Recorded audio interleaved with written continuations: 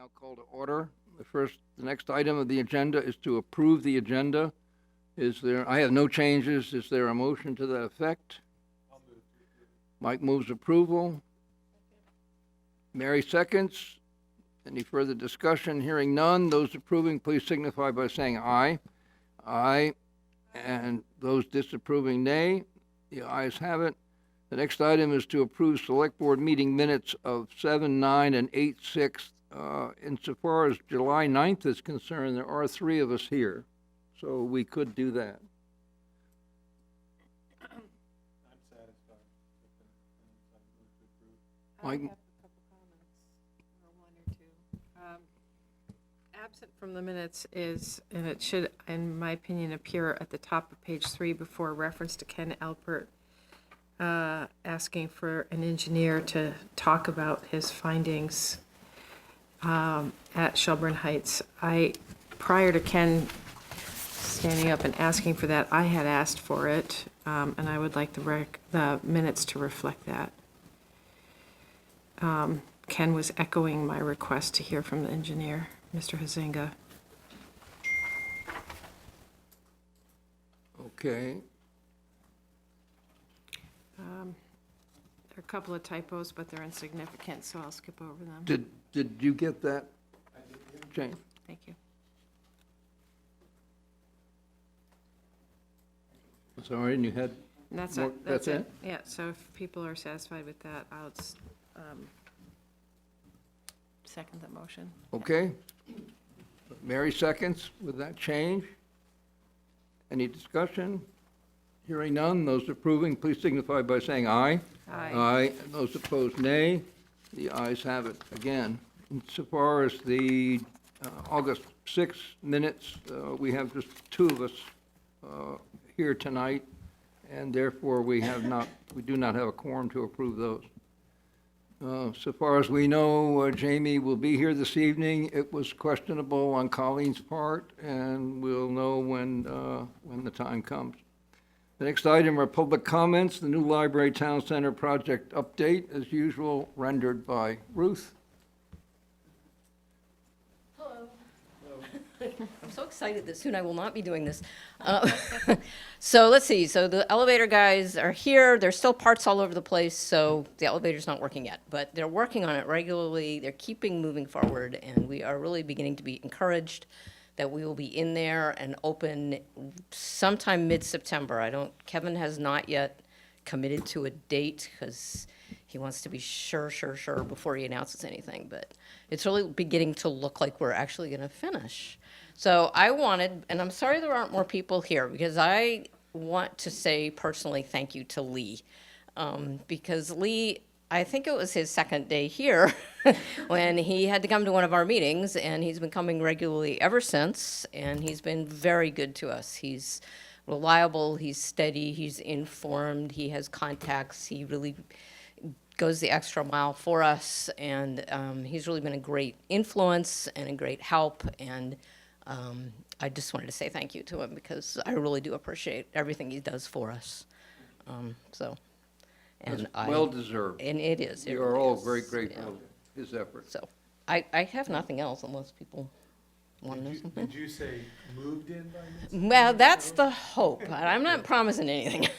We do have to get out of the field house by middle of September, so we'll be moved. I don't know the doors will be open because it kind of depends on how that goes. We want to make sure when we open this time, when we moved over there, it was kind of higgledy-piggledy when we opened, but this time we want it to be right, so, but.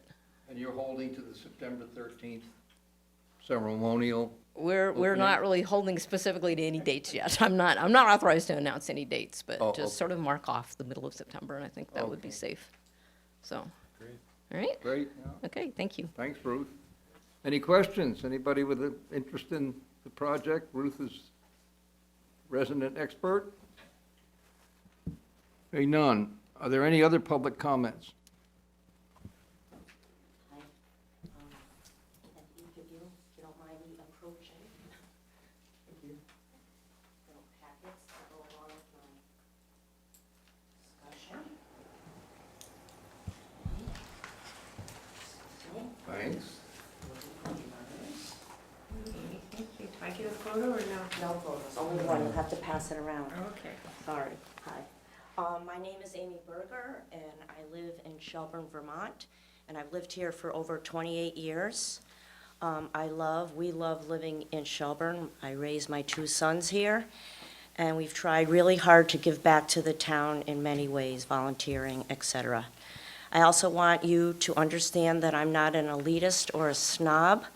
I wanted to make that very clear, given the issue I would like you to address tonight or in the future. In order to stay focused, I'd like to read my statement, if you don't mind, and you have copies and some corroborating exhibits, quote unquote. Over the past several years, the area around the homes on Nashville Road has steadily gotten worse. And Nashville Road, in case anybody doesn't know, is off of Spear, south of Quinney. Inoperable cars, heavy equipment, furniture, and trash is strewn around the northeast corner near Spear Street. Often the dumpsters located there are overflowing for days on end. I have taken it upon myself to speak to the owner of the mobile home park, Mr. Rooney, several times. He is a nice man who acknowledges there is a serious problem, but he seems unable or unwilling to fix it. I more recently have communicated with his daughter, Lori Cotterman, who has some role in helping her father manage the property. Again, she readily acknowledges the problem, even writing me that she, and I'm going to quote, walks by that ugly dumpster daily, unquote. But, quote, I can only do my best to nudge my father along, unquote. Finally, in March, I asked Town Manager Lee Crone to please take some steps to have the owner clean up the area. Nothing seemed to change. In fact, the area got more unsightly. So in June, I again asked Lee and Dean Pierce, the Director of Planning and Zoning, what the town could do. Lee wrote me in mid-June advising that he had visited the site with Bob Lake and that, quote, while unfortunate and unsightly, unquote, they did not observe a, quote, health-related problem, unquote. Lee also wrote that, quote, while he neither condones or approves of people keeping their properties in such a manner, there is little else we can do, unquote. I replied on June 18th, advising Lee that I disagreed that the town had no recourse. You'll see Exhibit 2, my email regarding that. As you can see in that email, I noted that Shelburne zoning bylaw section 1950.2J requires that abandoned and unused appliances, furniture, equipment, and motor vehicles, and I quote, shall be completely screened or enclosed so as to not be visible from adjacent roads, unquote. I've also included the ordinance with your packet. Lee's July 3rd reply was, quote, I will look into this again, but can make no promises as to immediacy of action or enforceability, unquote. Respectfully, that is a non-response, and it seems a terrible precedent by inaction. It is clear that there is an ongoing violation of zoning bylaw 1950.2J, but that the town officers do not choose to enforce it. So I'm asking that the Select Board require such action, and I am confident that step will enforce the owner to address a situation he himself admits is a mess and out of control. Thank you.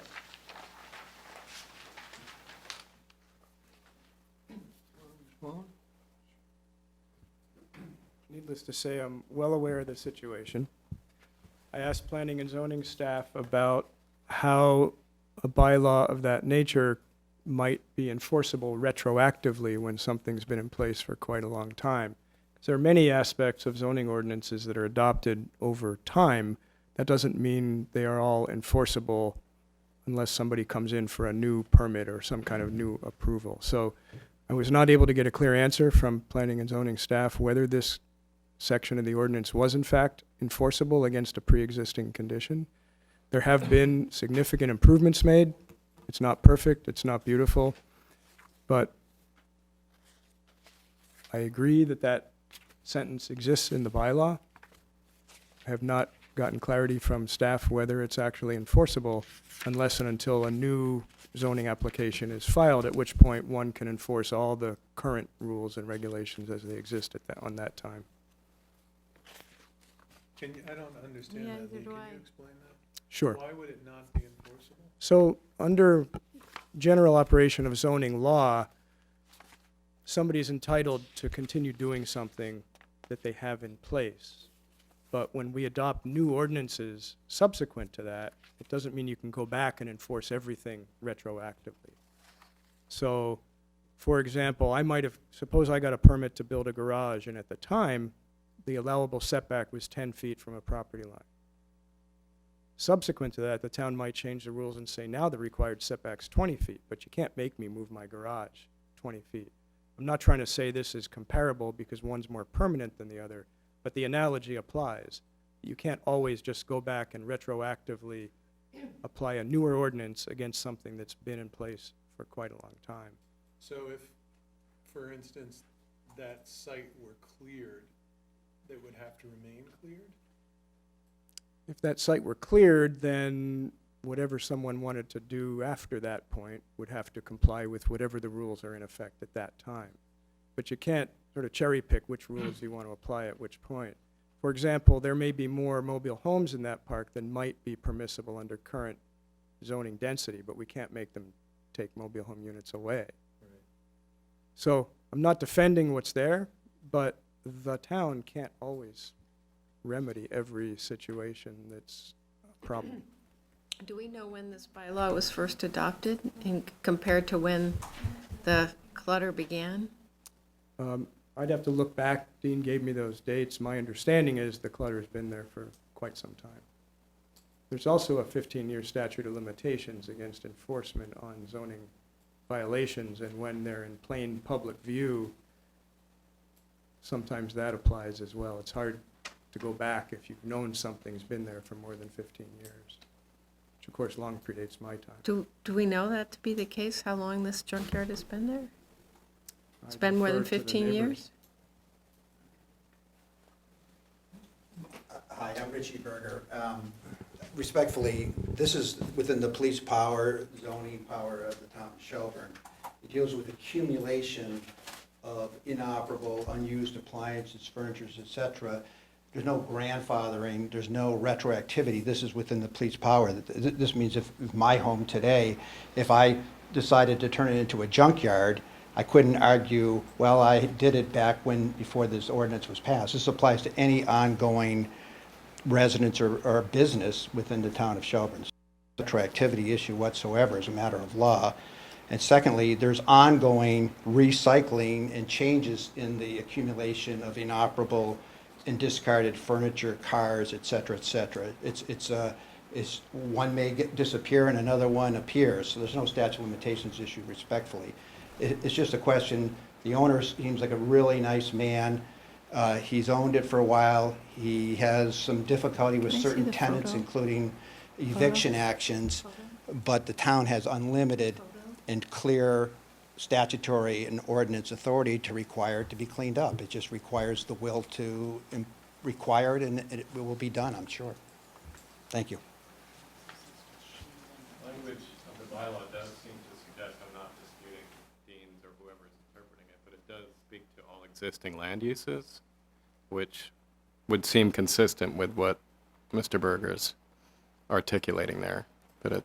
And these restrictions are very much sort of present day, right? Fire and explosion hazards, vibration, noise, solid waste. These are things that happen week in, week out, right? As opposed to a structure that is much more permanent.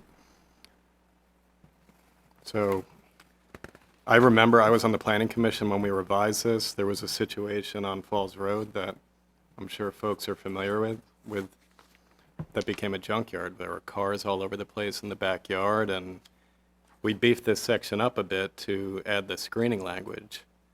But, I mean, looking at the photo, I'm familiar with the property as well. It certainly appears to look be a like it's a violation on its junkyard. face. Sorry for interrupting, but it does look from the photo that it would qualify as a junkyard. And it does look to me as though, I agree with Jamie, that it applies to existing land uses, that it's a land use that's not permitted any longer. mean, the seat of the pants, it doesn't seem rational that you could grandfather a mess to which is expanded and contracted through time by the addition and subtraction of stuff.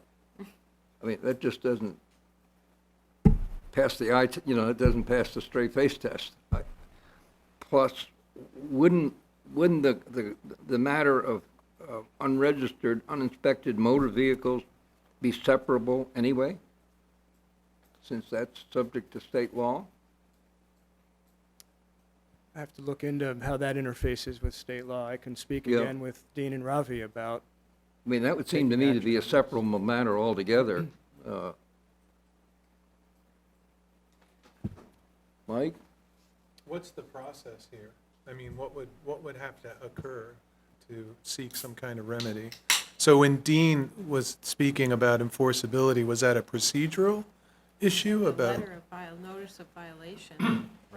Yeah, would that be a notice of violation? yeah, I from the mean, manager. typically, what you try to do is seek voluntary compliance. Clearly, that hasn't worked.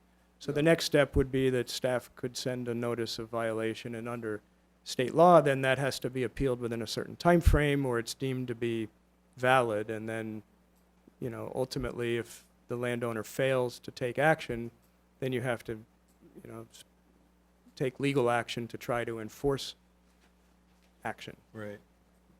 I think the consensus, Lee, is for us to revisit this I'm, with a goal of issuing an NOV. Yep. And Understood. further to the point of letting us know if that's not possible, why not? And we'll Understood. keep you advised. Yeah. Thank you. Thank you both. Thanks for bringing it to our attention. Are there any other public comments? Hearing none. The next item are select board comments. We'll start with Mike. I did have just a short question about use of paper. I was going to ask Lee, how hard would it be to scan, how much extra work would be required to scan the agenda? Like, this week it was small, but last week we had, Well, last week was unusual because of the nature of those filings. It's easy to do it. I scan it anyway to ship it to our webmaster. Oh, you do? So if any or all board members prefer not to have paper, I'm happy not to I'd generate it. I'd be willing to give it a shot. I mean, I could bring my laptop and work from, I mean, I'm used to doing that in my work life anyway. Right.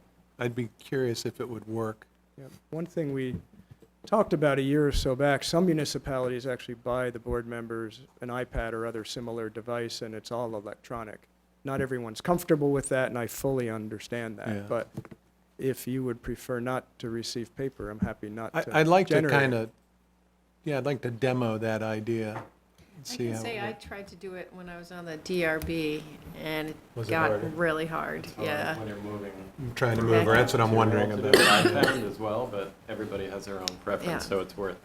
I'd like a shot. I'd like to give it a shot, actually, yeah. Good luck. Yeah, thanks.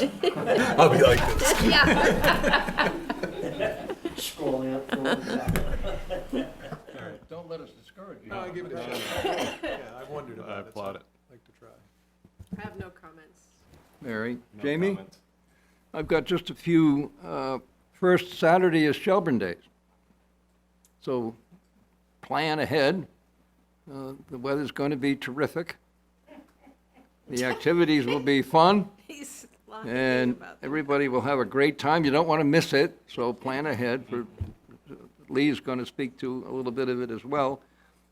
Secondly, I certainly want to second Ruth's commendation in terms of the effort Lee has made for most of a year at this point. Aside the fact that we'll offer him a lifetime pass to the facility, there have been many, many hours. We've all but forgotten the polluted soil and some of the highlights over a period of time.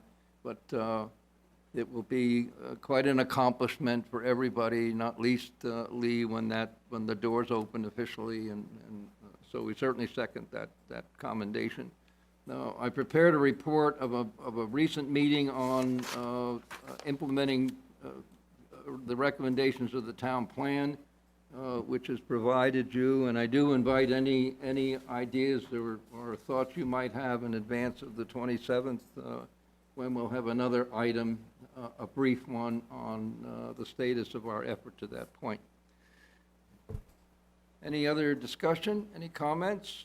Hearing none, seeing no hands. Lee? Thank you. Again, as the chair noted, Saturday morning is Shelburne Day, 9 to 1. As everyone knows, it's always quite a festive time. 9 to 2. Sorry, I stand corrected. 9 to 2 on Saturday. Always a very festive and busy day across the way. I mentioned last week there weren't as many folks here, but the flashing beacon at the crosswalk over here has been installed, has been approved, been tested and functional, and I hope everyone finds it a helpful improvement to pedestrian activity in this neighborhood. And finally, just a friendly reminder that first installment of property taxes are due this Thursday by midnight. We accept postmarked mailings if they're postmarked on time. Obviously, many folks, thank you all, delivered it here by hand, and the box downstairs by dispatch is open and available. And payments are accepted there till midnight that night, and then the box is switched out. So if you come at 2 in the morning and try to suggest you paid by midnight, it won't work. But thanks to everyone who's been showing up and making those payments. Thank you. Thanks, Lee. Thank you. Any discussion? Hearing none, the next item are, for which Ted is here to assist us, is corrections to the grand list.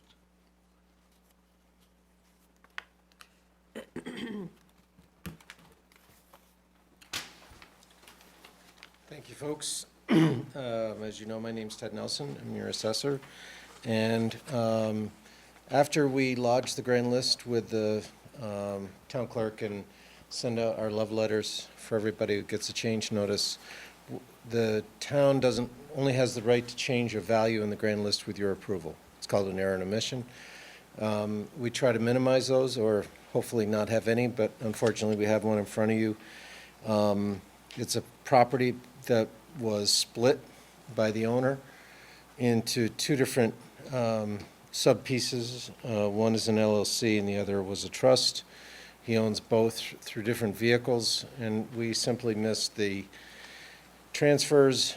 So what we did in anticipation of this evening was send him change of appraisal notices, gave him an opportunity to grieve.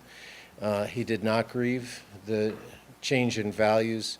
So we come before you to get approval for an error and omission, and then if you approve this, tax bills will be sent out on the correct amount for each parcel. I would move to approve the suggested corrections brought before us this evening by Mr. Nelson. Second. Moved by Mary, seconded by Jamie, to approve the requested changes to Fulcrum Forestry and Wood Revocable Trust. Is there any further discussion? Hearing none, those approving, please signify by saying aye. Aye. Aye, and those opposed, nay. The ayes have it. Next item. Next item is a lot more significant, and you have a write-up of the proposal, and that is to do a reassessment for the 2023 grand list. The plan would be or the recommended plan would be to either recruit someone within the organization or someone from the area who may ultimately succeed me in a few years when this is over. I think we can do a good job with the resources that we have, plus give someone an opportunity to learn the town and transition into this position in the long run. The town, in my opinion, is ripe for a reappraisal. It was done last in 2008, so it'll be 15 years if we have it effective in 2023. I'd like to do as good a job as possible with public relations, if you will, making sure people understand why we're doing it and what we're doing. Try to get as many interior inspections as we can. For the public record, people do not have to let us in when we do a reappraisal at the listers or assessor level. We try to do interior and exterior inspections so that there's fairness and accuracy in terms of describing the properties for the areas of judgment, which is quality and condition, but as well as getting the size accurate. You know, the size of the basement, the size of the first floor and the second floor. And the basement and the second floor, we don't always know. If the second floor is smaller, it's a Cape-style house, we may not know. And the basement or basement finish, we probably wouldn't know unless we went in. So we have pretty good records, I would say, in the last few years since I've been here. We may have done 30 to 40% of the properties on the interior and exterior. People have been very cooperative, and you know, with few exceptions, we've been able to, you know, inspect the interior and the exterior. And we have been using the same base, 2008 reappraisal base, since it was set now 11 years ago. And we've done a few things that I mentioned to you in the email, to the notice, the memo, to try and keep the grand list or the base as reflective of the current market as possible. But this is the third time in the history of my doing this kind of work that we're seeing a significant upswing in the market. And I'm not good enough to predict what it will be like in 2023, but hopefully we'll have a system in place that's responsive if it begins to soften again, as it did in 2008 and in 1989 before this. So I think we have the resources to do this, and if the educational funding law continues, the resources will continue to accumulate for something in the future after we do this. And the plan would be to work through Lee to recruit someone and get very selective exterior or outside expertise as needed. So that's the proposal. And we do need your blessing if you're so inclined. I'm ready to answer questions as well if you have any. Ted, I just wanted to compliment you on the report you prepared. It was really easy for me to understand and read. When I first saw it, I Thank got a you. little shaky, but, so I thank you for that. And in my opinion, I don't think there's any question but that we should do an in-house reappraisal, since it would be more economical. I think that's our job, to make sure that we follow economical courses of action. Thanks, Mary. James? I would agree. I mean, I like the idea of you thinking about succession planning. We've talked about that as a board, and this dovetails well with that proposal. So I would also advocate for both the fiscal rationale as well as just broader organizational development succession planning.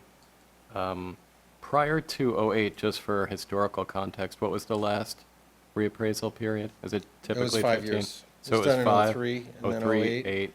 So And I we're, think we need Peter's historical information. I think the previous assessor did it in 03 and 08, and then probably Mr. Hinman did it before that. Maybe in the late 80s or early 90s, I would guess, 10 years or more. Or Colleen could tell you that. and it looks like we've been reserving adequately for Yeah. the appraisal, so hats off to Peter and team for that. Well, isn't that, Right. it's automatic, right? There's a little bit of money that automatically comes from the educational Yes. side of the tax. $8.50 per parcel per year. So the theory is Add it over. up. I guess over 15 years, right, that balance will Absolutely. grow. Mike? I had a couple of questions. What is the norm for how often you reappraise? Most towns put it off absolutely as long as possible. No, is that right? For obvious reasons. Yeah, Avoid it. Right. like the plague. Generally, it's anywhere from 5 to 10 years is typical. Some states mandate, in fact, New Hampshire is every 5 years, and they do usually flip-flop they'll do what they call a statistical update, and then 5 years later they'll do an interior review, and then 5 years later they'll do an update. And, Vermont tends to be a little more conservative, put it off as long as possible, and then do a full-blown reappraisal. And the 08 was in-house? That was, Well, the previous assessor was strictly on contract, and they negotiated So you could say more or less, yes, it was in-house. I think Spencer Potter and his company did it. Is there a way to evaluate the accuracy? I mean, do you do it by number of, I don't know, appeals? I mean, how do you know whether you've assessed accurately? The proof of the pudding is the annual sales study. The two data points are the common level of assessment and the coefficient of dispersion. And the common level of assessment, if you've done a really good job, you're at 100%. So all your assessments average what the properties are selling for. I guess '08 would be a hard year to do that for. It would, given the because the market, that's why we've been able to sustain it on that base so long, because the market slipped after that. And Shelburne is a good town to invest in real estate. So we sort of hedged against what happened in some of the surrounding areas, especially in the Northeast Kingdom and Central Vermont, where they really hemorrhaged. I mean, part of one hat I wear as a part-time employee doing this, and I also wear a hat with a company that does this. And our company went around in, the last part of the last decade, so 2009, 10, and then early this decade, 12. And we indexed things down in some communities because the market had not sustained what they set values at in '06 or '07 or '08 even. Whereas Shelburne, we've held up pretty well, and what we're seeing recently is the quote-unquote affordable stuff, and even up through some of the better homes or better properties are really selling for a lot more in the quote-unquote affordable stuff, but selling for quite a bit more, or at least more than the town values. But until the last 18 months or so, we've been able to sustain our values using the '08 base. The coefficient of dispersion is simply a measure of equity. So it's your absolute difference in value compared to your of the assessments compared to your sales prices. And the smaller the number, the better, whereas with the CLA, the closer you are to 100%, the better. Great, thank you. Yeah. That's informative. We're also hovering right around 95 too, aren't we?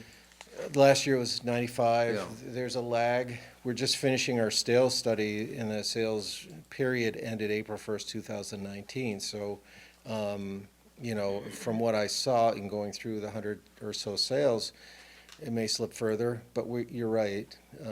The sales study ending April 1st, 2018 had us at 95%. Ted, I've got one question on Sure. page 4B, Mhm. the cost of the part-time temporary. Yes. Does that include benefits? I would think, that, it's negotiable how Lee ends up structuring the position. It depends on the hours that he or she works, she or he, whatever you prefer. But the person who is selected, and Lee, I think, would go toe-to-toe. But I think that's sort of an umbrella that's large enough to, if we don't include benefits, we may have to pay them more per hour, because they'll have Yeah. to pick that up, so. So the preference will be a part-time employee versus a contractor. Well, I'm sort of, probably not objective, but I think it's worked pretty well in the last few years. But, I really appreciate the position here, and I've tried to, do well by it. And so, contractor may, I don't know. I think that's going to be open for discussion, but. Yep. It relates back to that very thoughtful question about succession planning as well. If we hired somebody who might be in a position at a point to take over if Ted's moving on, but someone that's, thinking about the training aspect, Right. the succession aspect. It's a very thoughtful approach. I think this is a really important point and a benefit to us from your willingness to take on the additional burden. Oh, well, thank you. Is there any other discussion? The timing? so this would be budgeted 22, 23 budget year, is that right? Well, I'm looking at a 3-year, starting this fall. Be 23, 24 rate. Right, and anything that's overspent in the current operating budget would be offset by revenues that were not anticipated. You know, there's funding in the reserve account to pay for this, so if the project actually starts in earnest sometime this fall or this winter, and that line is overspent, there's funds to offset that in the reserve fund. So I think my preference would be to start sooner than later and get someone in who wants to train up and be here through the project and then after that. So is referring to it as a 2023 project just potentially a little misleading to the public if we're starting to, well, not that- misleading, maybe It just, could be, I mean, that's my I mentality. mean, if work's is what- underway and appraisals Right. are being conducted in 2019 potentially. Right. My mentality is what grand list are we gonna lodge, you know? Okay. And so, The end product. I didn't mean to, No, it's for it to okay. be I just wanna- deceptive, but, Also be clear I'm when people thinking are we asking pace us it on the over, street. you know, 30 months or so. Okay. And, rather That's than- helpful. So the sooner you can get underway, the better. Yes, sir. Any other discussions? The funds are available, so, As a reserve, so As they draw them reserve. down as needed. and we're just, with our approval, basically makes that happen. Right, Sets you, it in you give motion. Lee the authorization to begin recruiting someone, Okay. either within or outside, and we start getting serious about what are we gonna do to, logistically, to make this happen and start. Just out of curiosity, for the next appraisal, next assessment, are the funds continually being generated, or? That's the way Act 60 and Act 68 are structured, that we should, you know, who knows how long Okay. that will continue. Peter, as your CFO, remembers back, and I do, when the property transfer tax was supposed to go to planning and zoning, and that's changed. So the state may wake up and say, well, we can't afford the $850 per parcel anymore, but Right. we have the funds available to do the project, and with luck, if they continue, you'll have about half or a third of the next one that might be done 5 or 10 years after 2023. I see, okay. Right, Mary? Nothing further, I would move to, let me just get to the right language. Pardon. To adopt The in-house reappraisal option? yes, I would move that we approve the in-house appraisal option for the reappraisal process to be undertaken for the 2023 grand list. Moved by Mary, seconded by Jamie. Any further discussion? Those approving, please signify by saying aye. Aye. And those opposed, nay. The ayes have it. Well done, Ted. Thanks, Ted. Yeah. Thank you, Ted. Thank you, Lee. I didn't ask you, Lee, whether you had any further comment on it, but, Okay, thank you. all right. The next item. Sorry, one more. I know we'll have Lisa's here, so the Shelburne News will report on this, but it does seem like something we'd want to Momentous. publicize, right? Front Porch Forum down the road. Yep. Next month or so, just to make sure Agreed. if work does start this fall, that folks are aware of it, that's all. Okay, thank you. Next item is the lease of space in Town Hall for the Historical Society. Dorothea, Tony, Braz, and Alice are all here, so they were well represented. Do you want to? Thank you. So as everyone knows, as Ruth has duly reported each and every week, the work on the new library and the historic town hall have been underway for a year. There's long been discussion about leasing some of the space in the basement of the historic town hall to the Shelburne Historical Society. We're at a point where we're getting closer to that building being reopened, so it was time for us to put pen to paper and really come to terms on a lease or a license, as town council has suggested here. You have the proposal in front of you. The folks from the Historical Society have seen it as well, and there's no need necessarily to adopt this tonight, but it seemed important to launch the conversation and surface any concerns or questions we may have and work toward resolution. Do you want to speak to it? Well, I just had some questions that came up, and And our chat. Let the audience know. Yes, I'm Dorothea Pinar. I'm currently the president of the Historical Society. I just have a quick question about the difference between a license and a lease. I didn't understand the difference. So I'll ask that question first.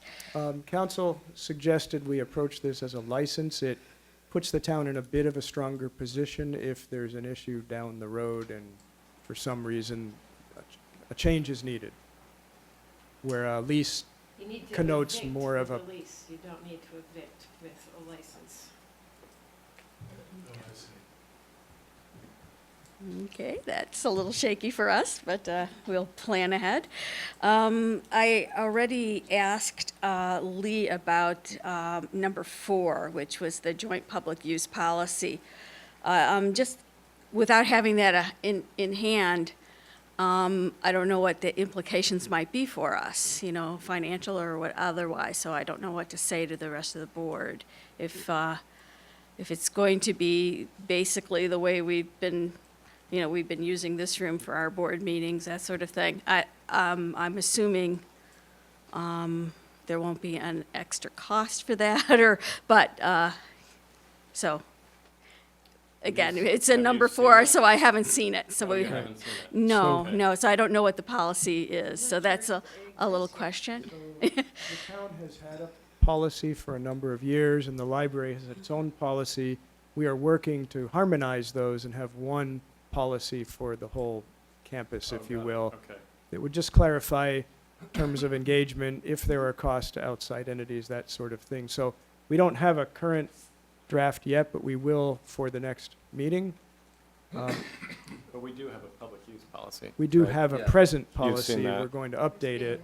I've never seen it, Okay. actually, Yeah, but, It's been, it's on the town. It should be site. on the town website, okay. But the goal there is just just to to make sure harmonize the that, two policies.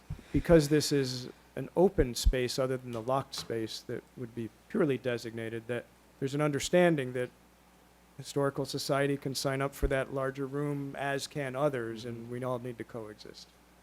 What we'd like to do, and maybe this is where we should clarify that on number 4, is we'd like to have set hours that we're going to be open so that the public can count on that space being open. My understanding, and this also is the issue about the keys, which was the number 15. My conversation with Kevin was that that area, the staff would be using for lunch, because there's a little eating area there, and he didn't think otherwise people would be going in and out, because it is a separate building than the library. So he thought that would be, unless we were there, or somebody was using the space, that would not just be generally open when the library was open. And I guess I want to clarify that. If there was nobody in attendance, either using the flex space or staff eating lunch or us having our set hours, do you really want people just kind of being able to go into that space without anybody there? That is a little bit problematic. Kevin didn't think that was going to happen. So I think that does need to be clarified.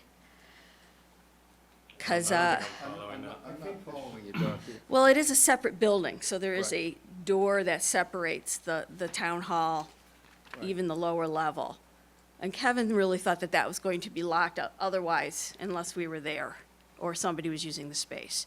And I think that that's a good thing to just to really So this is the nail that down. circumstance of that public space being utilized after hours, say, and your concern is that somebody may be in that public space and have access to, No, that somebody wasn't scheduled for, but just sort of meandering into the space, that the space would be kept. yeah. Right, Your that- exclusive space will be locked Right. and closed. But that it probably is something you wouldn't want people just to be walking down there without anybody knowing that.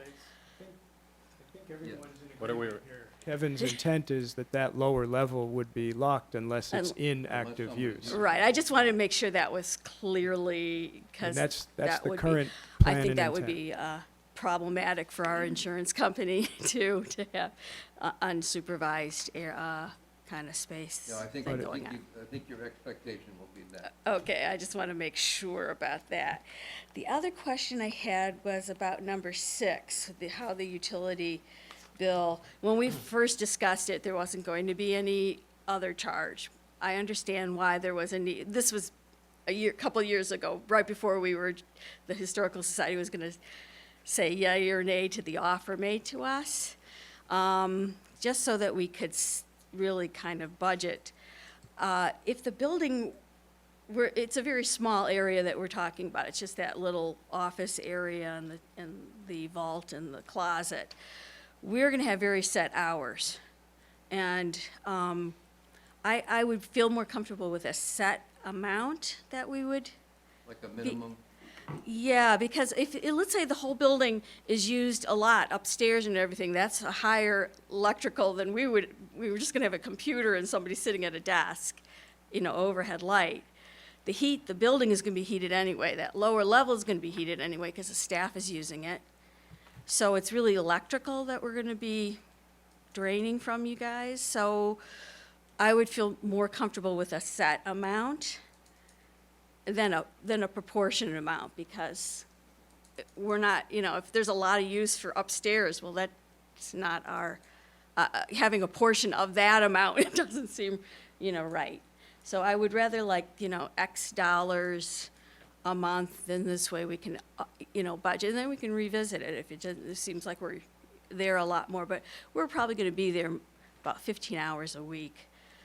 Given that it would be impossible to meter activity as Right. such, or account for all the variable uses, could we arrive at a figure like, whatever it may be, $10 or $12 or $15 a month, something like that, as a minimum, and then revisit it Sure. after there's- 6 months? That would to just see? make our budgeting So a you lot can plan. easier too, right? Yeah. Because we're going from no overhead to having, some overhead, which is fine, which is great. And these elegant quarters. Very elegant. We did a tour. Kevin invited us with the Rotary. That was very lovely.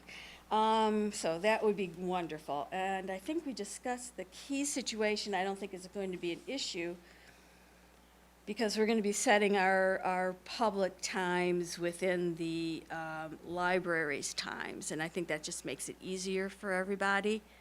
And then if we were having an event upstairs, we'd be scheduling it just the same way. Actually, we're going to be scheduling those with Kevin, because we're working with him on that every second Wednesday lecture series. So we're going to be fitting right into that. Yeah, we're planning a lot. Kevin and we talked about, remember that we used to have a collection of books in what was called the Vermont Room in the old building. A lot of those books and stuff were given to us. So we're going to be working a lot, and Kevin even has some other things that he thinks the library, it would be more appropriate for us to have. Just to give you an example, I've gotten 3 requests just this week for historical information. One was from a faculty member in Japan. So we're kind of acting as a reference librarian for the history of the town already, which is what we had hoped would happen. This way, it unburdens our librarian and also the clerk's office, because they would be the ones fielding these questions. People are finding us and asking those questions. It makes me very busy, but it's interesting. So I think working with Kevin as to even to collection will be very, very advantageous to both groups, actually. Dorothy, I can ask you a question. You were saying, and this makes me a little bit concerned, because I feel like don't all have our pieces in the right places right yet. But, so we're working on, as I understand it, a policy for public use of public space. And you want to have set hours downstairs on the lower level there, where you would be guaranteed to have that space available for your use at those set hours, right? And for the public to be able to Right. know that Yeah, that's something's to happening. come and Yeah. look at the exhibits at that time, not Right. just any old time, yeah. And so, that would then, and I'm just fleshing this out a little bit, that would then mean that space is used exclusively by the Historical Society during those times? In other words, would you be inviting people into that non-exclusive use area? Is that where you're, Well, there will be exhibits already Yeah. in that space. yeah, So, yeah, and then there's the other area, which is the flex space. okay, Yes, now the I'm lo- the- confused. yeah, Where would there's- you have your exhibits? In your exclusive space? It would be, there'd be the office, and then opening the door, contiguous to that is a display area. Now, it would be open to the public. Let's say somebody was using the other area, which is, the kitchen and that other flex space. So is your display area non-exclusive or exclusive? That's what I guess I don't know. We determined that it would be good to keep It's it non. open. Yeah, right, for there we go. people. So, Let's say somebody's using the other space. They could walk through the collection and take a look, because it would be supervised in that regard. We're just gonna put a sign saying, these are our hours, in case people have questions, come back. And maybe don't bring food and drink into the exhibit space, but that would be it. so when you say you have hours, that's because somebody will be in your exclusive area there to answer questions? and- Exactly. okay. We'll be- Interface with the public. Right. Most of the time, we're gonna be in the office, just working with collections, we're gonna be scanning. There's and some of the scanning will happen here too from the vault, the vault information, but, there's years and years of material of scan, that we're gonna scan. Okay, I So, think I yeah. understand. So that So, the display let's say a area, committee might decide, oh, we'll meet at that time. This way, if somebody comes down, has questions, we're there, but we're gonna be having our committee meeting there. but let's say in this flux space, I'm just trying to see how this is gonna play out. Somebody wants to, I don't know, what they might have a meeting of some sort. They could use the space, even this dotted area space, to have a few chairs or whatever, so that the Well, there will be group- some boards, Right. exhibit boards Right, in that space. okay, But it's, Walled off, or right. we hope It's people will be usable careful, space but for it's others. correct. yeah, it's just that, we will have some freestanding boards in that, so you can actually have changeable exhibits on there. So, how many chairs could you fit in that? They'd have to move those boards. It's probably a little bit problematic. We had discussed having some kind of number of occupants appropriate for that space, because if you look at it, it's actually quite large, like Kevin says, from the kitchen to the wall where the windows are. That's a fairly decent sized space, so you could fit probably 25, 30 people having an event down there without having to change around our exhibit stuff. But they can freely go through, yes, So what absolutely. they can do is walk through that space. Yeah, we want really. people to see it. We Right. don't want to, we're going to be spending in the future, hopefully a considerable amount of money to doing very, very nice exhibits. And they'll be changing. So we're hoping people will keep coming back. And we'll have, little workshops and that sort of thing. So we'll schedule, let's say we'll have a workshop on digitizing your own home stuff, which through our grant, we are obliged to do. We would schedule that extra space, so we'd have chairs. In fact, we're going to be getting some free chairs, and we'll be keeping them in our storage area too. So, the library could use those too if they needed them. It's an excellent place for movies to be shown because of the windows, whereas other places have a lot of big windows in the library.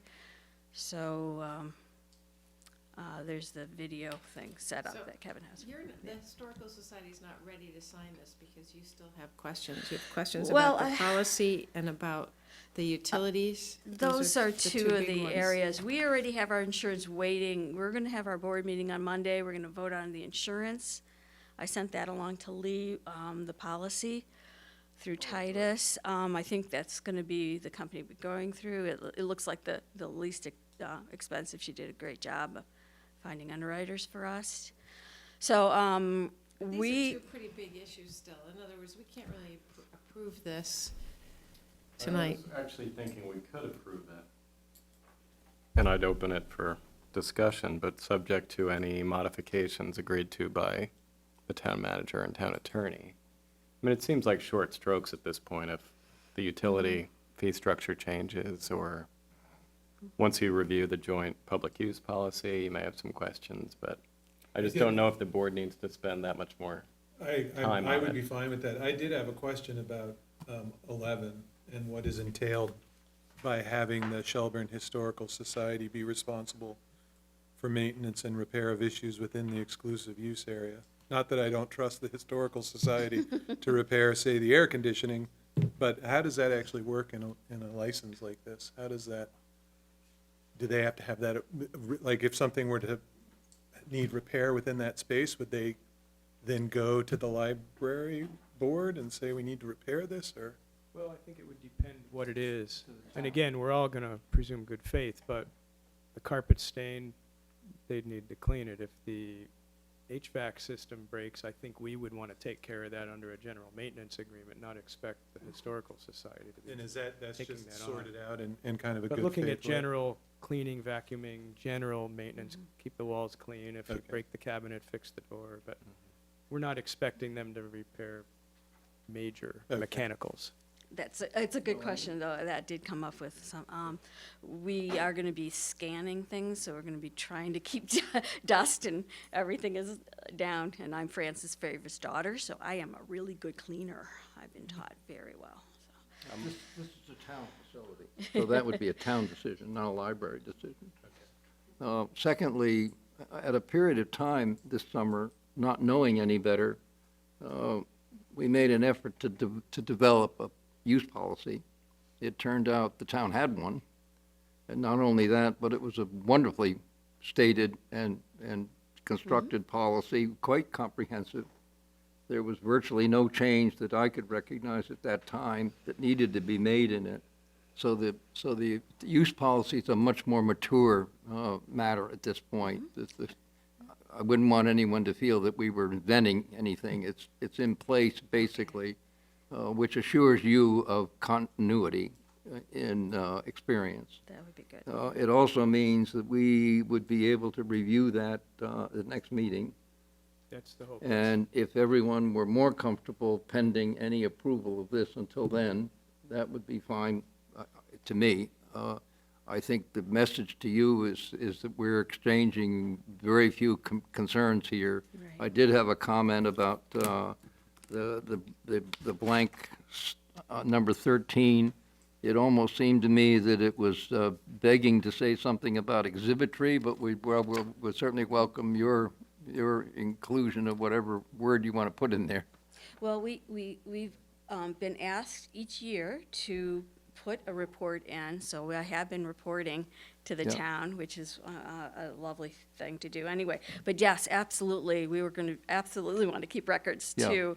And for our grant, we also have Sure. to document how many people come to things. Well, if you could suggest to Lee what would be an appropriate fill in the blank, and if not, we just cut the blank out. Take the blank out. Yeah. We could take the blank out, that I would be think the great. first two And- could probably cover In it. anticipation of the 27th, we could come up with a minimal amount, be revisited after 6 months, something along those lines. Sure.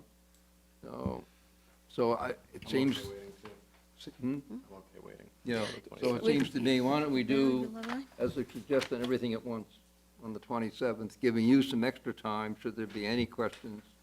That would be great. It bears repeating that there has never been a formal lease of this space. There are liability questions that are now going to be more than met, and I'm delighted to hear that you were able to find a private carrier. That's good news. Right. We would like to, I know the library is planning their grand opening on the 14th, I believe it is, September 14th.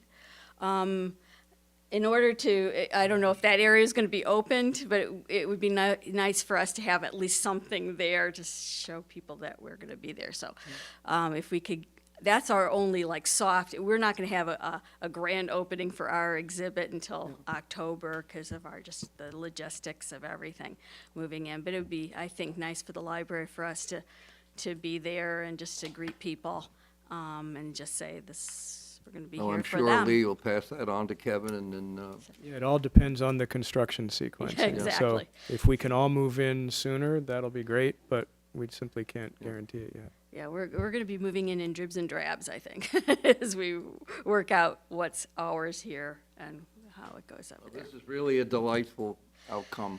It is, and we thank you. This is wonderful. I think, I hope we're going to be a major asset to the community now that we'll be visible. And please, Thank you. let Lee know if you have any questions. I will. With time enough for him to put something together on the 27th. We'll go on the basis that this was, in our consensus view tonight, approvable, and go from there. Great. Great, Yeah. thank you again. Yeah. Thank Thanks, you. Dorothea. Thanks, everybody, for coming. See you in 2 weeks. The next item is wastewater allocations. Lee, in his annotated agenda, presented 4 in detail. Five, sorry. I would move to approve the wastewater application for allocations at Sterling Land Co., 106 Mount Philo Road, Sterling Land Co., 19, 21, 61, 63 Mill River Lane, Sterling Land Co., 16 Irish Hill Road, Clint West at 2916 Shelburne Road, and Boric Cohen at 6005 Spear Street. Second. Mary moves, Jamie seconds, a batch of approvals. Is there any further discussion? Hearing none, those approving, please signify by saying aye. Aye. And those opposed, nay. The ayes have it. Thank you. The next item, delinquent property taxes, an update on collection attempts to date, resolution to engage legal counsel as may be needed to assist in the collection process. Lee has provided us background material. I do have a number of questions, but first, to start with Jamie, got any? My general comment is happy that we are taking a more aggressive stance on this, and I applaud Lee for taking the laboring oar on this. I know it's something that's been discussed periodically by the board and by others in the town, so it's a good thing we're moving forward with this. In terms of the policy, I would advocate for the simpler proposal suggested by Lee in the annotated agenda. I think that's a good starting point. We can always enhance it down the road. Beyond that, I don't have any further comments. Mike? I wondered the length of time that the range of length of times that those 35 accounts have been in arrears. So like, what are we talking, like 10, 20 years, or a year, 6 months? What's the range there? Peter, do you have a ballpark range for, I think it's all over the map, there's probably actually, just to be clear, a total of, I think, closer to 50 accounts. Some of them are so de minimis that, Yeah, sure. at some point, what do you do with it? But at last count, we sent out 35 actual letters to people who had more material And what's the amounts longest owed. time? Certainly most all these long predate me. Peter, maybe you have a sense of Not more than 9 years, I would say. a long time. But most of the delinquencies are in the earlier years. Right. I mean, I would like to get that number down to like 3 years. 9 years is long. It's a long time to carry debt. Yeah, a long time to carry debt. I wish there was some mechanism in the proposed model. I guess would that be an ordinance or a policy? I guess a policy. Policy. I was wondering if there was some language or way to ramp up efforts beyond, I mean, at what point do we actually seek legal counsel? It could be. Yeah. But it's nothing I saw clearly stated that. Well, it does, right? It sort of authorizes further steps to collection, which may include tax sale. But at what point, I guess, would that be? A year, 2 years, 3 years? I think there's just, I think if we were to take that final step as authorized in law, it would be after a conversation we would have here. I wouldn't just launch that process Right. on my own accord. It's time-consuming, it's expensive, it can be embarrassing depending on circumstances Plus, I think you have a year after the tax sale to. to make redeem it- the yeah. property. So that's the other challenge there, is if I buy a property at tax sale, I don't really know that I own it for a full year because the Oh. owner can show up at any time and pay it Oh, I off. see. Well, I have several but- questions, and I'll start with an expression of dissatisfaction with this proposal. I think recovering overdue taxes ought to be quite prescriptive and forceful, clear, predictable, and and consistent. And here are my problems, Lee. God bless, we've talked about this enough. When you read the second paragraph of what is a proposed temporary, the last sentence includes lead to eventual reasonable timeframe. I don't know where you are. He's in the. I'm on the annotated agenda, number 11. But are you reading the model policy or I'm his reading letter or just his proposal? I'm reading the proposed simpler policy that Lee has Oh, I see. prepared. Thank you. I don't think that's prescriptive. And I'll tell you where I've got two problems. One, it relies on the judgment of who is then the town manager, which when that person changes would not necessarily mean continuity of judgment in the next person. And secondly, it's simply not prescriptive enough. Now, I'm going to back up a minute. The ordinary tax collection policy starts with a period of time after invoice by which the payment is due. And if payment is not received, there's a second period, a progression, which involves placing a lien on the property. And if that period is exhausted, there's then a third progression to tax sale. It's a progressive, step-by-step, continuous process, clear, predictable, legal. And my feeling is that's what we should be following. I thought the resolution for the town attorney made a lot of sense, but that's way at the end of the process. That's at the tail end of actual tax sale, which notes, by the way, that the town can bid. Ordinarily, what the town will do in a tax sale is make a reserve requirement, so it gets its taxes no matter who buys at what cost. I think that I don't understand why the model policy does not offer that same progression. So many months, it's a 2.5-year process, start to finish. So if 2.5 years later you haven't paid your bill, you're liable for tax sale. Just laid out in policy. There are no ifs, ands, or buts, or questions. Is that just arbitrary? You just pick that number, or is that? I don't, that was going to be my question about whether there's a statutory inhibition in Vermont somehow against that, or is there some statutory reason why the model policy wouldn't include that progression by timeline? There is no prohibition that I'm aware of. I think it's entirely up to the municipality as to how much What's a reasonable flexibility period of or time? lack thereof. Yeah. I think the Jericho Town report speaks to the possibility of a tax sale after 6 months delinquency.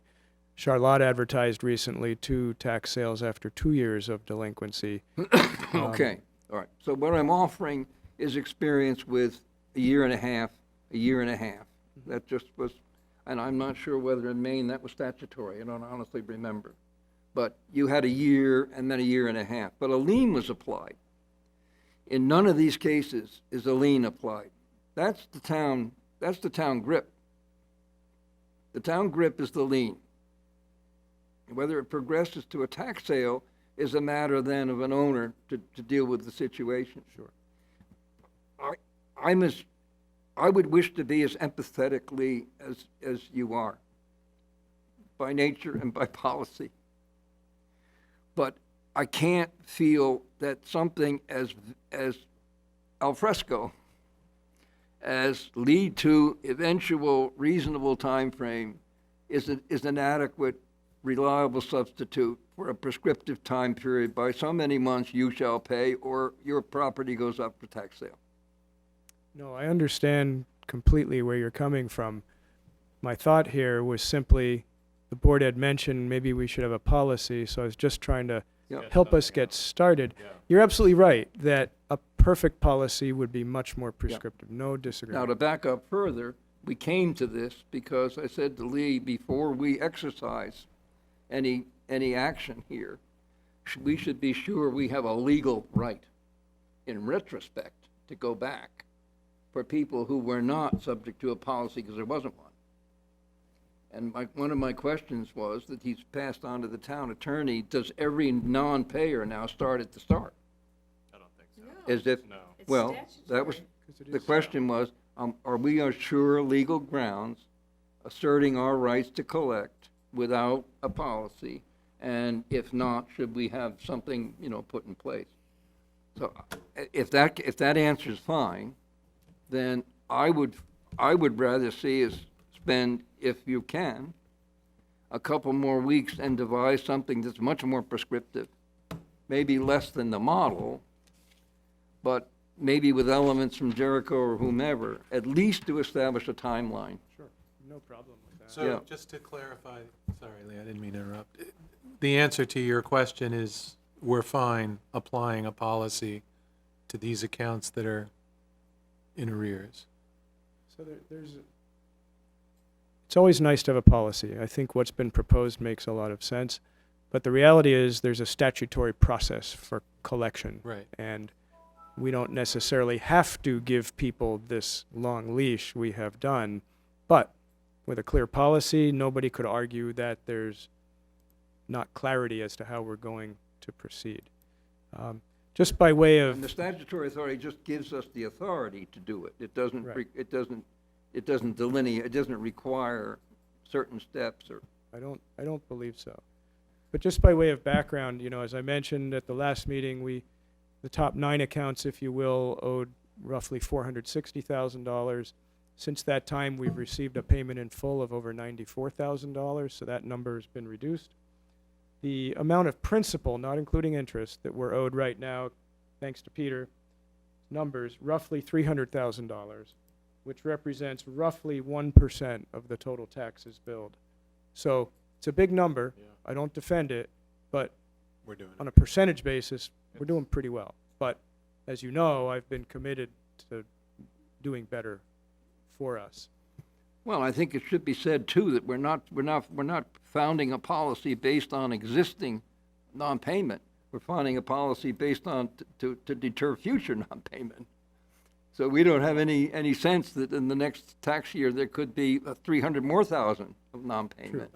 So- I would also just say it's also sending a signal, which I think is an important Yeah. signal to send. And Yeah. that's why I wanted to have this conversation Yeah. after sending that last letter to ramp up the Yeah. signals. Well, you've done wonderfully, I think, to this point, but I really don't think we should allow us much running room here. I think it ought to be pretty straightforward, understandable by everybody, Can't argue that. huh?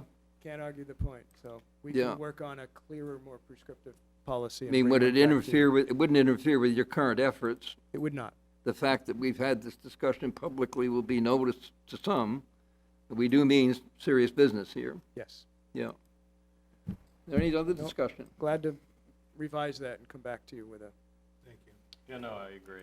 I mean, I would just encourage us not to overthink it. If your sense is the VLCT policy is a more appropriate Yeah, path it may be- with a few tweaks, then Yeah, let's just do exactly. that. I mean, Because I'm, we don't need to invent anything here. I mean, we don't, yeah. There are plenty of policies around, and, yeah. No, glad to return with a stronger document. Yeah, Great. I would make the most, make the greatest use of existing stuff out there. Sure. It's pretty straightforward stuff, yeah. Just while we're on the topic, one thought I had is, I don't know how much collection work the town attorney does. And it might be prudent to think about hiring a law firm that specializes in foreclosure actions and debt collection. That that way, and I also think it's a good idea to spread a little bit where appropriate legal services that we get.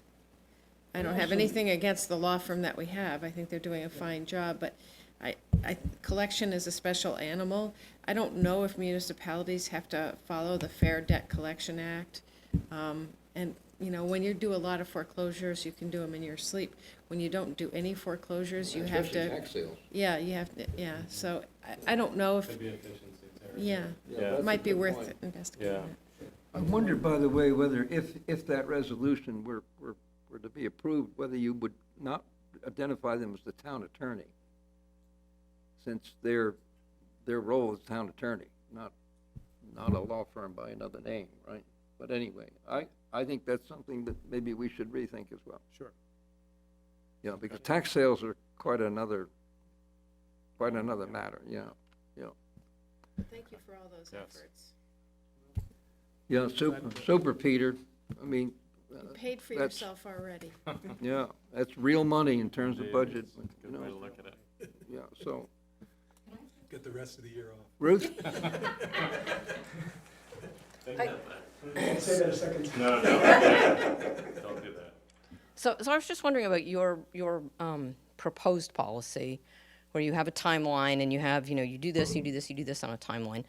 And I understand that. This seems good because it's very clear to people what they have to do and what the penalty is if they don't. But I was just wondering, in those policies, do you include exemptions for people who might want to plead a special case, that perhaps they need an extra year or whatever, something like that? Do you include that kind of thing in that sort of policy? It might be worth including it. The Board of Thanks. Civil Authority takes up those kinds of claims when payments are late. No, it's a good question. For example, we do have several property owners on a payment plan where they're not, for whatever reasons, they're not able to make the full payment timely, but they're trying to make a good faith effort toward catching up.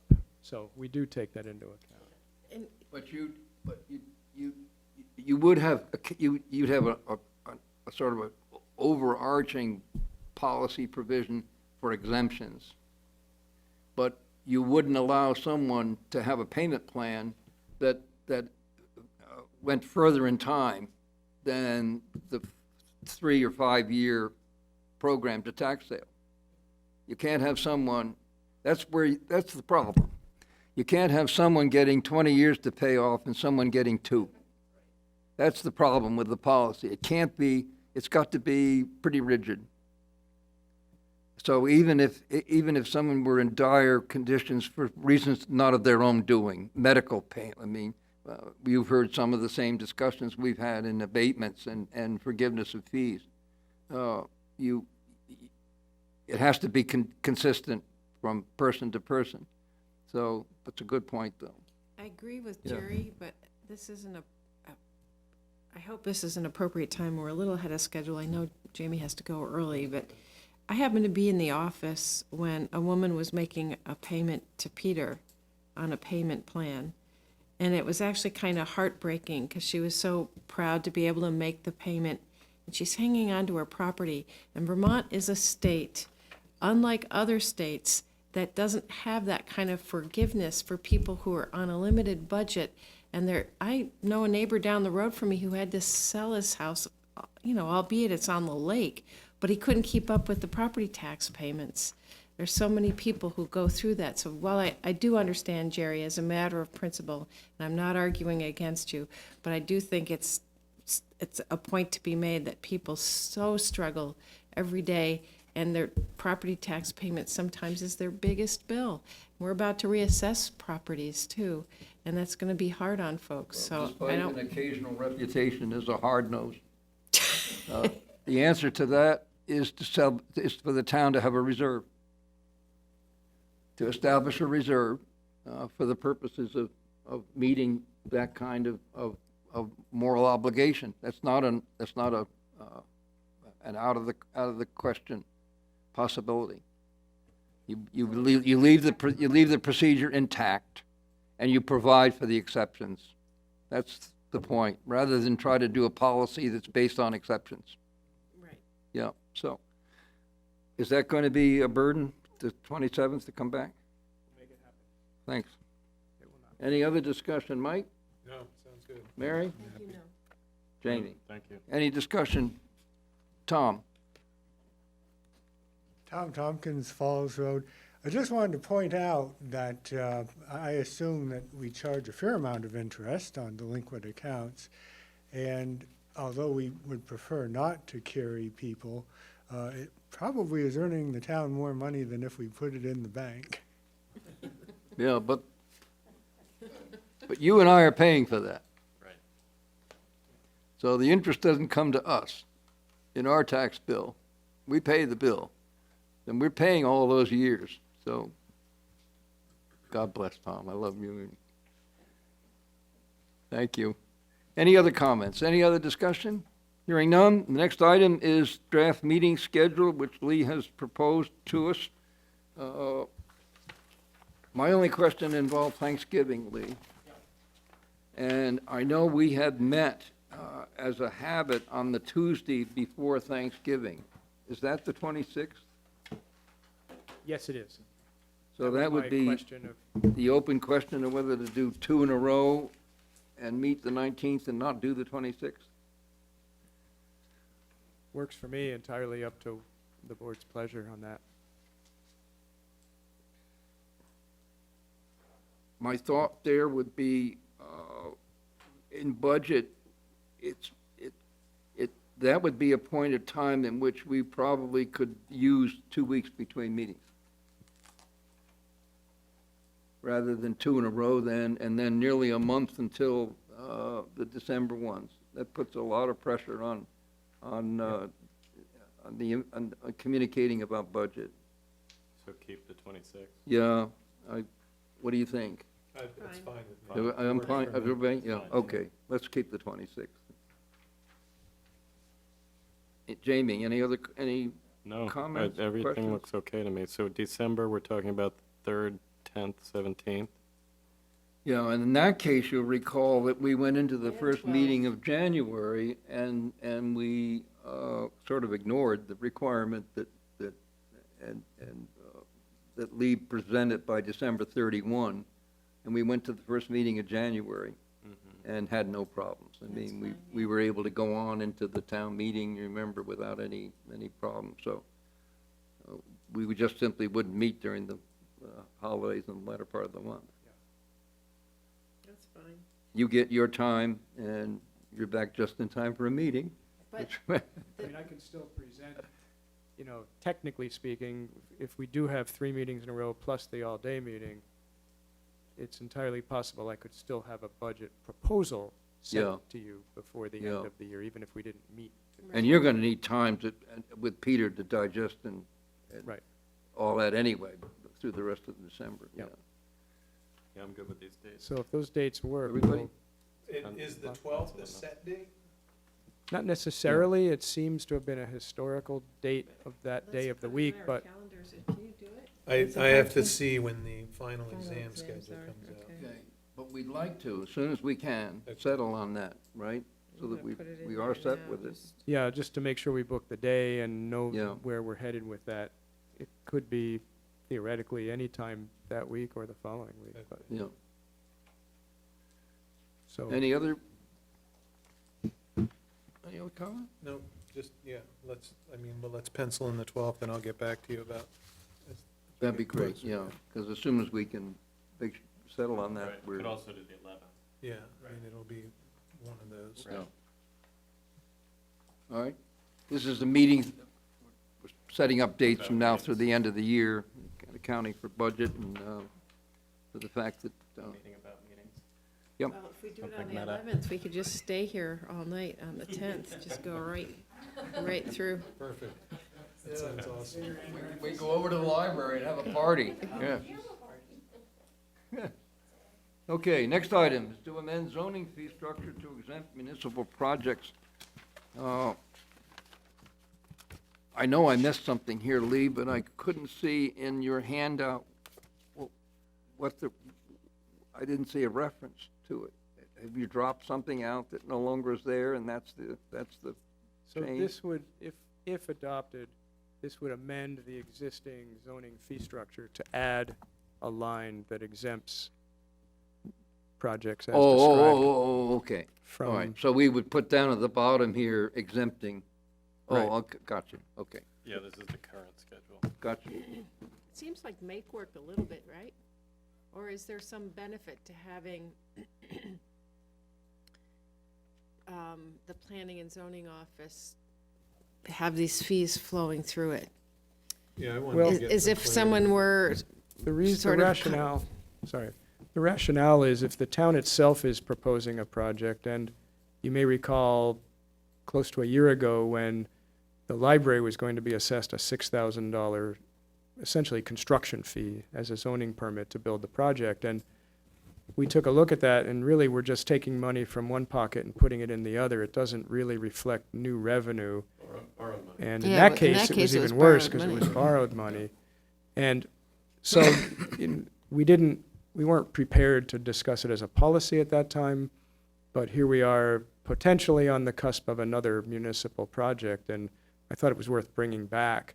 I mean, the revenues, yeah, it would take it from one line, put it in the other, but it's kind of play money. It's, you know, it's like taking money out of your savings account, putting in your checking account and thinking you're richer. You're not, and it doesn't mean planning and zoning is doing any less work, but yeah, they still. essentially, it's just why the charge fee is waived. ourselves? I was just wondering if the measure of productivity, if there was some measure of productivity in the planning and zoning office that would be lost if there were no fee paid by the municipality, so that we can't quantify as easily. Well, they can still calculate Yeah. them, but we Okay. just don't pay them. Yeah, we Then talked fine. about this. Yeah. There are So, but, credits, I think, for some of their yeah, performance targets within the planning and zoning department. And we talked about, could there be just sort of shadow credits applied for any town fees, because in right? That would budget just be, night, they have Right. their revenue is an important It is. factor, and Well, I know it's in the not just university, departmental pride. this happens all the time. You know, you're basically, yeah, but because there are formulas for making calculations about how money's being used and allocated. So I just wondered if there's something like that, but it sounds like that's addressing that issue. and I remember we discussed it with Dean during the budget, one-day budget session. It's something that he flagged as a Yeah. consideration. We talked through it and said, I'm sure we can figure out a way to make sure An that, equivalent. Yeah, exactly, if an we could have a equivalent. shadow, Right, some so sort of some shadow. equivalent that can be applied Yeah. to reflect the time and the hours that are going. Because they have the records as it is. Should we so it's put just that a- in the ordinance, the change that you're suggesting, or should it be? I think that could just be a practice Okay. that Right? if they're doing an annual report, that there's a, Yeah. you know, an asterisk and a footnote, if you will, Yeah. to reflect it. So do we need, So if we were, probably need a proposed revised fee schedule, right, to approve? well, I think what it would do is, if you were to move forward with this, I think I gave you, So that's. we'd be adding a statement that says, projects proposed by the town or its CBCs would be exempt from development application fees, including building permits, development review board, planning commission, impact fees, and miscellaneous. And we just add that line to the Oh, I fee see. structure. I'm not suggesting we exempt from water and sewer, because those are enterprise funds that are separate, So self-sustaining this would funds. just be a new Be adding a new footnote. line, A new- or a new footnote or a footnote line. on the on the fee existing. schedule itself? Correct. Could you do that, and then we can take a look at it? Because I don't really, I'm missing Bring it. it back with that statement? I didn't write it on the fee structure, I Right, just right. wrote it, Look like this, I just right? wrote it Double- in, Yeah, Double a double asterisk. asterisk. Yep. but if that's helpful, we can No, bring I that think I back. can handle it. Trusting. All right, with that trust, is there a motion to, Move to approve a revised Town of Shelburne Development Application Fee Schedule to exempt projects proposed by the town or its CBCs from development application fees, including building zoning permits, development review board, planning commission, impact fees, and miscellaneous. Jamie moves, I'll second. Mike seconds. Is there any discussion? Hearing none, those approving, please signify by saying aye. Aye. Aye, and those opposed, nay. Thank you, Lee. Is there a motion to adjourn? I will move to adjourn. Mike Second. moves. Jamie seconds on his way out the door. Any further discussion? Hearing none, those approving, please signify by saying aye. Aye. And those opposed, nay. Thank you, everybody.